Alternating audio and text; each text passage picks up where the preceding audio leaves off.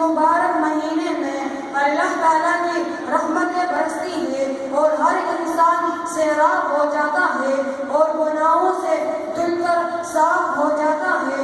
حضور صلی اللہ علیہ وسلم کا ارشاد ہے کہ یہ وہ مہینہ ہے جس کا پہلا عشرہ رحمت ہے، دوسرا عشرہ مغفرت ہے اور تیسرا عشرہ جہنم سے خلاصی ہے۔ سامعین محترم، یہ اس پر مہینے میں جنت کے دروازے کھول دیے جاتے ہیں اور جہنم کے دروازے بند کر دیے جاتے ہیں۔ شیطان ملعون کو زنجیروں سے جکڑ دیا جاتا ہے اور اعمال کی قیمت کہیں گنا بڑھ جاتا ہے۔ فرض کے ثواب 70 فرائض کے برابر ہو جاتا ہے، ایک نفل کا ثواب فرض کے برابر ہو جاتا ہے۔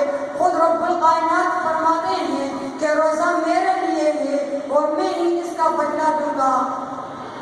دعا ہے کہ ہمیں اللہ تعالیٰ روزے رکھنے کی توفیق عطا فرمائے۔ آمین وما علینا الا البلاغ المبین۔